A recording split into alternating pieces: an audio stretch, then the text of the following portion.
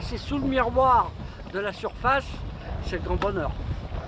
Il n'y a plus de poids, la pesanteur totale, on plane et hop, il y a des poissons qui viennent vous voir. Coucou, c'est moi. Un grand requin blanc qui tente d'avaler sa caméra, un des souvenirs marquants dans la carrière du caméraman sous-marin Christian Pétron. Il est arrivé et il a mordu la caméra. Et avec ses dents, il a rayé l'objectif. Et on voit très bien sur le plan, après, on voit le requin partir et on voit une grosse zébrure. Et c'est l'objectif qui est rayé. On a été obligé de le faire reponcer et ça a coûté une fortune. Des souvenirs comme celui-ci, Christian en a emmagasiné des milliers. 50 ans d'une carrière dédiée à l'image sous-marine. L'homme a filmé le Grand Bleu de Luc Besson.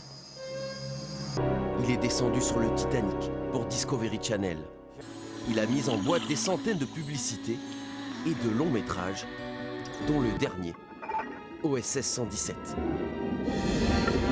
Une légende dans le milieu de l'image. À 72 ans, Christian Pétron plonge toujours avec passion. S'équiper, ça c'est toujours pénible. Mais après, dès qu'on a passé l'eau et qu'on a passé sous le miroir de la surface, c'est le grand bonheur. Plongeur des mineurs de la Marine nationale, puis scaphandrier à la COMEX, Christian se lance dans l'image sous-marine à la fin des années 60. Alors sous l'eau, c'est un peu comme son bureau. Christian y passe le plus clair de son temps. Après 50 ans d'image, il n'a pas perdu ses réflexes. Trouver le meilleur point de vue, la plus belle lumière. Tout un art. Une passion née dès l'enfance. À 10 ans, je faisais la chasse sous-marine. À 13 ans, j'ai commencé à plonger.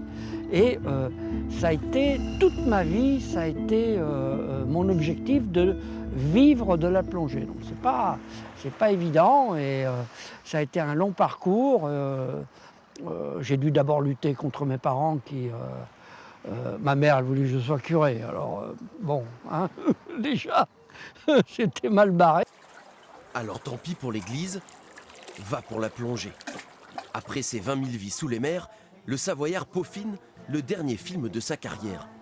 Un documentaire qui retrace l'histoire de l'image aquatique avec passion. Les toutes premières photographies sous-marines réussies, elles ont été faites par Louis Boutan en 1886. Là, on voit quelque chose. Aujourd'hui, à l'heure du numérique, Christian est toujours dans le coup et prêt à donner ses conseils aux amateurs. Les premières photos sont toujours très mauvaises et il ne faut surtout pas se décourager. Et ça devient très rapidement une passion qui est préoccupante après.